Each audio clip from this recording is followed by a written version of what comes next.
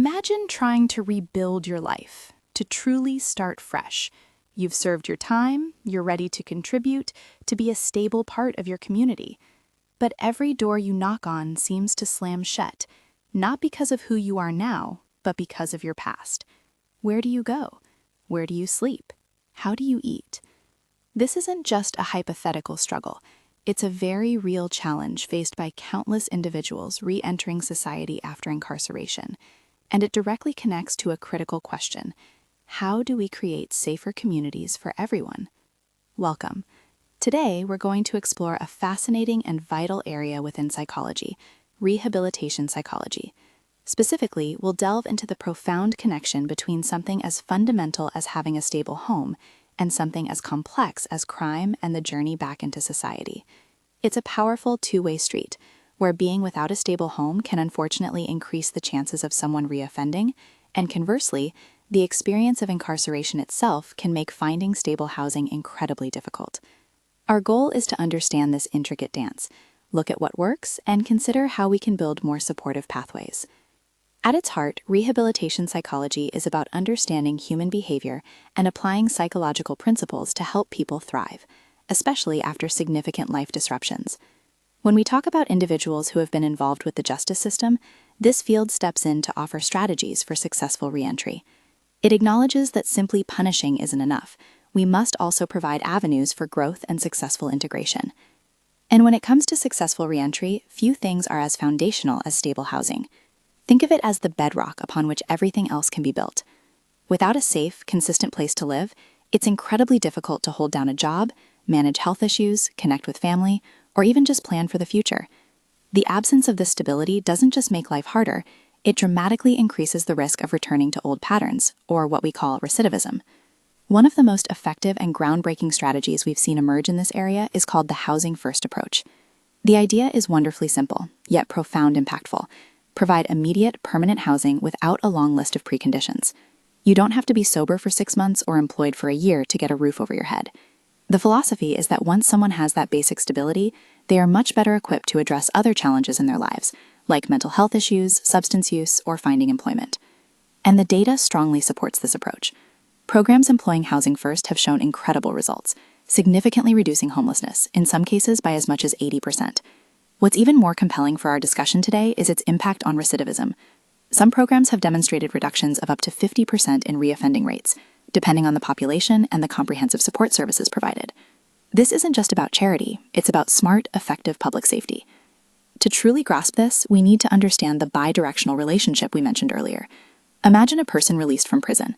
They often have limited funds, a criminal record that acts as an immediate barrier to employment, and sometimes fractured family ties. Finding housing becomes a monumental task. This immediate housing instability, the lack of a safe haven, becomes a significant stressor. Psychological theories like general strain theory tell us that such intense stressors can directly contribute to criminal behavior as a coping mechanism or a way to meet basic needs. For instance, property or drug-related offenses might become rational choices for survival when someone is facing the harsh realities of homelessness, a concept explored by rational choice theory. Conversely, stable housing can act as a powerful antidote. When an individual has a safe, consistent environment, they are better able to engage with pro-social behaviors, learn new skills, and form healthy relationships. Social learning theory highlights how a supportive living environment can counteract previously learned criminal behaviors by providing positive role models and opportunities for constructive engagement. This isn't just about having a bed. It's about having a foundation to build a new, law-abiding life. Despite the clear benefits, justice-involved individuals face a unique set of barriers to securing housing. A past criminal record often triggers automatic disqualification for rental applications, especially in subsidized housing. There's also the challenge of finding housing in areas that are conducive to positive change, avoiding neighborhoods or social circles that might trigger past behaviors. These hurdles can feel insurmountable, pushing individuals back into instability. When we talk about housing stability, it's important to understand it's more than just having a roof over your head. Rehabilitation psychologists recognize two key dimensions. First, there's functional stability. These are the objective aspects: the quality of the housing, its affordability, how permanent it is, and whether it meets basic needs like plumbing and electricity. But equally, if not more important, is experiential stability. This refers to the subjective feelings of the individual. Do they feel autonomous, independent, safe, connected to their community, and supported in their environment? Both functional and experiential stability are crucial for true, lasting reintegration. To overcome these barriers and achieve holistic stability, housing must be coupled with comprehensive supportive services. We're talking about integrated mental health care, access to physical health care, and crucial treatment for substance use disorders. These services work hand in hand with housing to stabilize individuals post-release. Psychological interventions also play a critical role.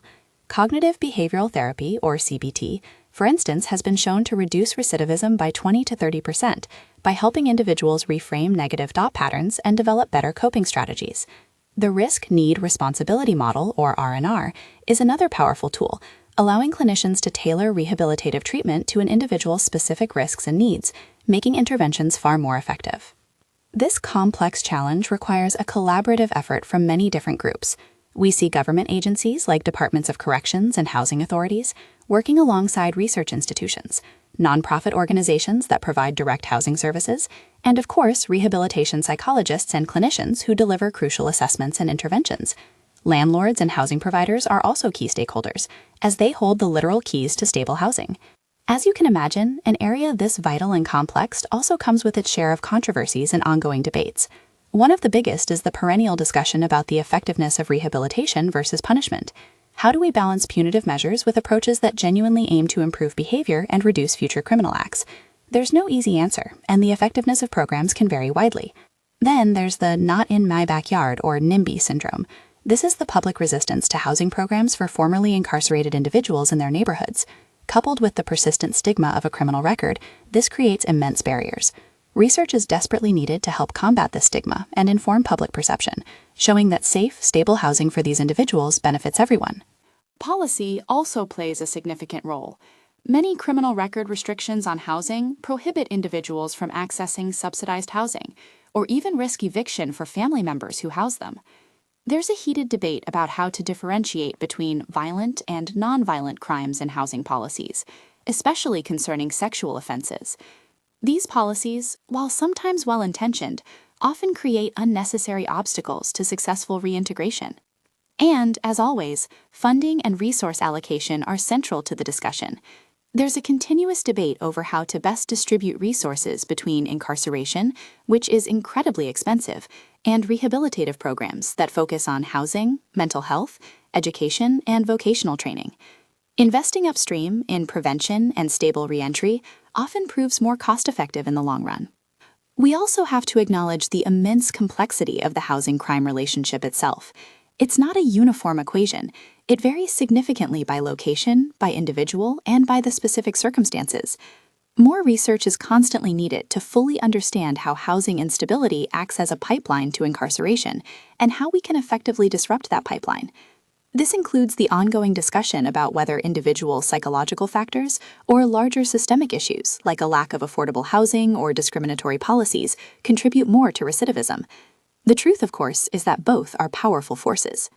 Finally, there's a growing understanding that we need to improve how we measure true housing stability. It's not enough to just count how many people have a roof over their heads. We must also consider those subjective measures of experiential stability. Do people feel autonomous, safe, and connected? Do they have a supportive environment? This more holistic view is crucial for effective research and policymaking. Looking ahead, the field of rehabilitation psychology is intensifying its efforts to address these systemic barriers and enhance rehabilitative pathways. This means advocating for crucial policy changes to reduce criminal record restrictions, increasing funding for housing and integrated supportive services, and fostering greater community acceptance to combat stigma. Continued research will be vital to understand the nuanced relationship between housing and crime across diverse contexts, and to develop even more evidence-based strategies that prioritize both the functional and experiential aspects of housing stability. Ultimately, the journey forward involves an evolution, moving away from a purely punitive system towards one that effectively supports the reintegration of justice-involved individuals through stable, supportive housing environments. Because when we invest in a safe home for one, we contribute to a safer, stronger community for all. It's about building a society that offers genuine second chances, recognizing that a stable home is not just a personal right, but a powerful tool for collective well-being.